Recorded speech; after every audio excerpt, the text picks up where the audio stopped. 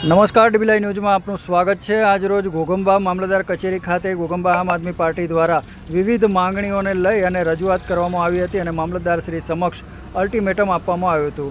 આમ આદમી પાર્ટીના કાર્યકર્તાઓ સંજયસિંહ સોલંકી, ગુરુરાજસિંહ ચૌહાણ અને પ્રવીણભાઈ રાઠવા સહિતના કાર્યકર્તાઓએ ઘોઘંબા મામલતદાર શ્રી સમક્ષ પડતર માંગણીઓ રજૂ કરી હતી અને આ માંગણીઓ ઉપર તાત્કાલિક કાર્યવાહી કરવામાં આવે તેવી માંગણી કરવામાં આવી હતી। અન્યથા ગાંધી ચિંધ્યા માર્ગે આંદોલન કરવાની ચીમકી પણ ઉચ્ચારી હતી। મામલતદારશ્રીએ તેઓનું આવેદનપત્ર સ્વીકારી અને તેઓને સાંત્વના આપી હતી। આમ આદમી પાર્ટી દ્વારા ઉગ્ર રજૂઆતો કરવાના પણ વાત કરવામાં આવી હતી અને વહેલામાં વહેલી તકે જે પડતર માંગણીઓ છે તેનું નિરાકરણ આવે તેવી માંગણી આમ આદમી પાર્ટીના કાર્યકર્તાઓએ કરી હતી। શું નામ છે આપનું? પ્રવીણભાઈ રાઠવા। અને આજે તમે આવેદનપત્ર જે આપ્યું છે કયા વિષયના અનુસંધાનમાં આપ્યું છે?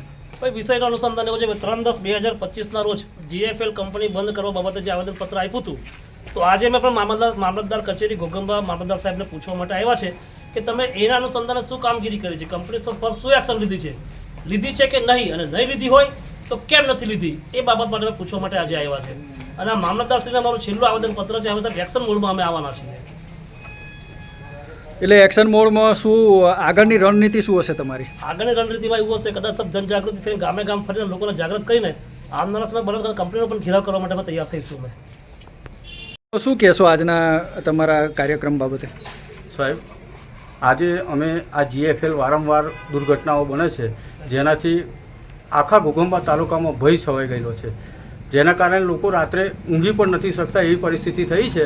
જેના આ કંપની લગભગ 40 વર્ષ થઈ ગયા છે, સરકાર 15 વર્ષથી જૂનું વાહન ચલાવવા તૈયાર નથી, તો આ 40 વર્ષ ઉપર થઈ ગયા છે તો આ કંપની કઈ રીતે ચાલે? એ પણ એક લોખંડ જ છે। તો આ કંપની વહેલી તકે બંધ થાય તે માટે આજે પણ અમે મામલતદાર સાહેબને રજૂઆત કરી છે અને સાથે સાથે અમે ઘોઘંબા તાલુકામાં યુરિયા 2-3 જગ્યાએ જ મળે છે, બીજી જગ્યા ઉપર મળતું નથી, તો બીજા એગ્રોવાળા કેમ ખાતર નથી લાવતા એ પણ એક તપાસનો વિષય છે। જેના અનુસંધાને અને ઘોઘંબાથી વડાતલાઈ સુધીનો રસ્તો બિલકુલ બિસ્માર હાલતમાં છે, તે પણ રસ્તાનું નવીનીકરણ કરવામાં આવે તે માટે રજૂઆત કરવામાં આવી છે। આજ રોજ જે છેલ્લું આવેદનપત્ર આપ્યું છે મામલતદારશ્રીને, અને મુખ્ય આપણા એક્ઝિક્યુટિવ કહેવાય અને આ તાલુકાના વડા કહેવાય મેડમશ્રીને અમે એ જણાવ્યું કે આપ ચાહો તો તૈયારીમાં જીએફએલને તાળું વાગી શકે તેમ છે।